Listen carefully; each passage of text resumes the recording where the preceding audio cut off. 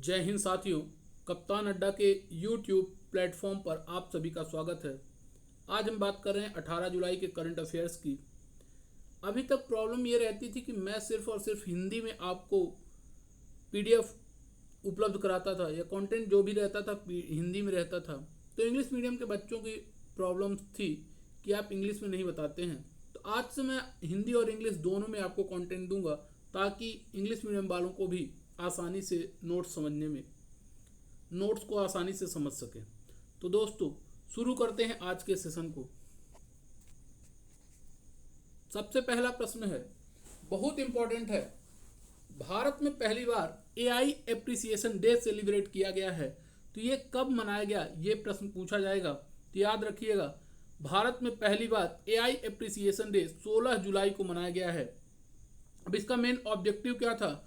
Main objective था कि जो आपका एआई है वो किस प्रकार से सोशल, इकोनॉमिक और गवर्नमेंट के प्रति अपना कंट्रीब्यूशन दे सकता है। जो हमारी पॉलिसी है एआई के लिए, एआई फॉर ऑल, उसको प्रमोट करने के लिए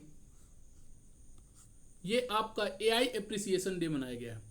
आपको एक प्रश्न का उत्तर यहां पे बताना है कि फादर ऑफ एआई किसे कहा जाता है। एआई के जनक, फादर ऑफ एआई किसे कहा जाता है? आपको कमेंट सेक्शन में ये उत्तर बताना है कि किसे कहा जाता है फादर ऑफ एआई।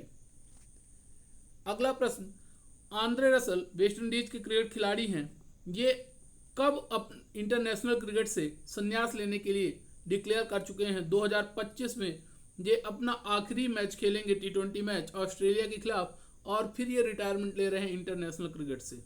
तो याद रखिएगा, आंद्रे रसेल वेस्ट इंडीज के खिलाड़ी हैं। आपको कमेंट बॉक्स में बताना है कि आंद्रे रसेल आईपीएल में किस टीम का हिस्सा है, आईपीएल में किस टीम से खेलते हैं आंद्रे रसेल।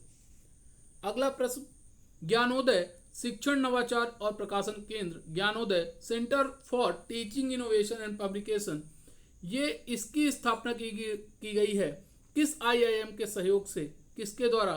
तो ये है आपका आईआईएम कोझिकोड। मेन इसका जो मोटिव है वो है आपका इनोवेशन और हाई क्वालिटी पब्लिकेशंस को प्रमोट करना। याद रखिएगा, ज्ञानोदय शिक्षण, नवाचार और प्रकाशन केंद्र। अगला प्रश्न, देश का पहला एक्वाटेक पार्क किस राज्य में स्थापित किया गया है? India's first aquatech park has been established in Assam state. Assam राज्य में स्थापित किया गया है, वो भी असम के सोनापुर में। गुवाहाटी के पास जगह है सोनापुर, वहां पर बनाया गया है। और इससे सहयोग दिया कोलोंग कोपिली एनजीओ ने, साथ ही साथ नाबार्ड, आईसीएआर, सीआईएफए, सेल्को फाउंडेशन और असम फिशरीज डिपार्टमेंट ने। याद रखिएगा, बहुत इंपॉर्टेंट है, देश का पहला एआई एक्वाटेक पार्क, और इसके लिए ये हेमंत विश्व शर्मा, इन्होंने इसका उद्घाटन किया है। याद रखिएगा, असम के मुख्यमंत्री हैं। अगला, NYCC national youth chef competition, राष्ट्रीय युवा शेफ प्रतियोगिता 2025 कहाँ? नई दिल्ली में इसका आयोजन किया गया, नई दिल्ली में। और इस बार की थीम थी celebrating Indian culinary heritage, a blend of tradition and innovation. भारतीय पाक कला विरासत का उत्सव, परंपरा और नवाचार का सम्मिश्रण। याद रखिएगा, NYCC 2025 नई दिल्ली में इसका आयोजन किया गया। अगला प्रश्न है, इजराइल ने अपना सबसे एडवांस कम्युनिकेशन सैटेलाइट किस रॉकेट से लॉन्च किया है? उसका नाम फाल्कन 9। ये यूएसए के सैटेलाइट लॉन्चिंग सेंटर से लॉन्च किया गया है। सैटेलाइट का नाम है ड्रॉर फर्स्ट, और इजराइल ने इसको डेवलप किया है। इजराइल एरोस्पेस इंडस्ट्रीज ने इसको डेवलप किया है, और इसको हाल ही में 13 जुलाई के दिन लॉन्च किया गया अमेरिका के सैटेलाइट लॉन्चिंग सेंटर से। अगला है, भारत की पहली रोरो फेरी सर्विस किस राज्य में शुरू की गई? India's first roro ferry service has been launch in Goa state. ये जो आपकी मंडोवी रिवर है वहां पर इसको लॉन्च किया गया रोरो का फुल फॉर्म होता है roll on roll of ferry service. ये चुराओ आइलैंड और रिवंदर को जोड़ने में काम आएगी। First Roro service of the India. आखिरी प्रश्न है, प्रधानमंत्री धन धान्य कृषि योजना PMDDKY कितने वर्षों के लिए लागू की गई? तो 6 वर्षों के लिए लागू की गई है।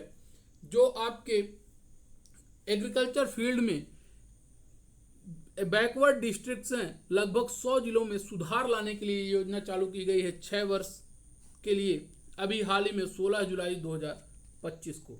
तो ये थे आज के प्रमुख मल्टीपल चॉइस क्वेश्चंस। अब बात करते हैं वन लाइनर फैक्ट्स की।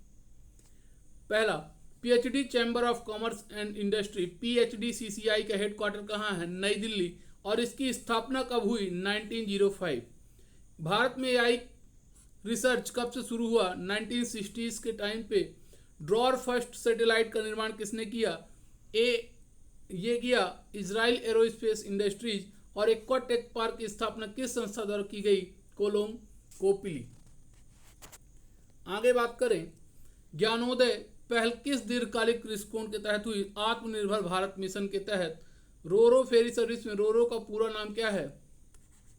Roll on roll of.